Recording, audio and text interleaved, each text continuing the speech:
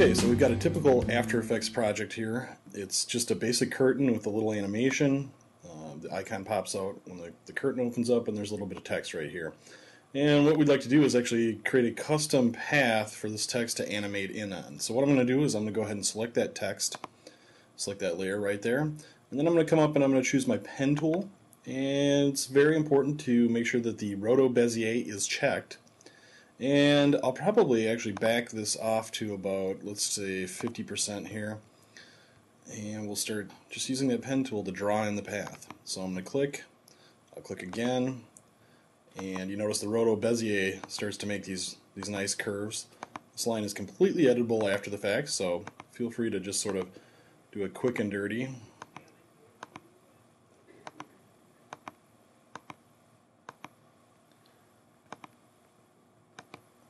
And this is not going to be perfect, but you will get the idea.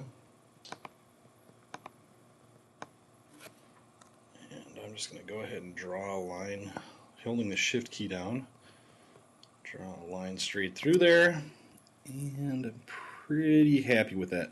So I'm just going to go ahead and hit the V key to switch back to my pointer tool, and that will allow me to actually modify position of this path a little bit. So I can clean this up. Now let's see, let's look in this instance. I've got probably too many points there. So I'm going to go ahead and push the G key again, and that's going to give me back the pen tool. And you notice that I get these plus and minus signs as I hover over either the line or a vector point here. If I go ahead and get that minus key and hover over one of these points, click on it, it will remove that point. If I hover over the line, I'll see the plus key and I can add a point. I'm just going to go ahead and remove that, maybe remove that one. Okay, switch back to my pointer tool, maybe sort of clean this up a little bit.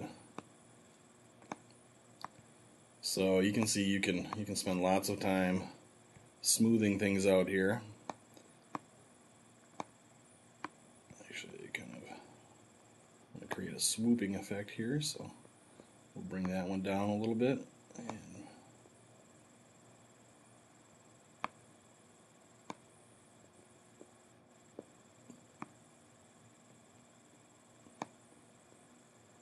okay, the next thing is to make sure that the text is attached or associated with this path. So if I open up this text, I twizzle down this text layer, and I take a look. There's been a mask that's created, and that's what my pen tool is. So what I want to do is I want to come to the path options. So I find the text, twizzle it down, find path options, and from the drop down I'm going to choose the mask. Okay, now you see that text is now circling around here. Now the next big trick here is to actually begin animating this in. And what you want to do here is you're going to focus on the first margin. So I'm going to click the stopwatch, create a keyframe, and I'm going to move the first margin way over. Just keep on dragging that bad boy until it's off the screen. Okay, it's off the screen. Now I move my playhead a couple seconds down. I'd really like this to be finished up about the time this comes out, so maybe right there. I'm just going to go ahead and change the first margin here. Again, clicking and dragging this value until I've animated the text all across the screen here along that path.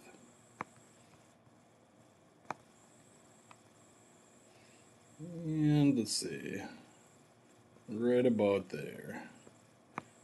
Yeah, that seems pretty good. I'm going to click back and maybe edit this path one more time. And you notice that that does have an effect on the first margin, so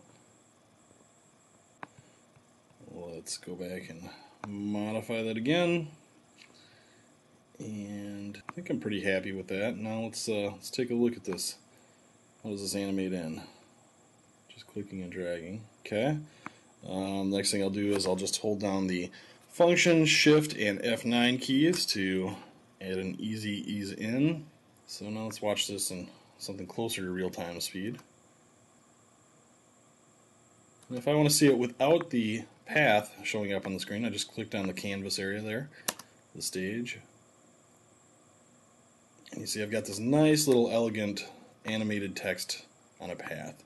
Very simple, very elegant, just a breeze to use. I encourage you all to play around.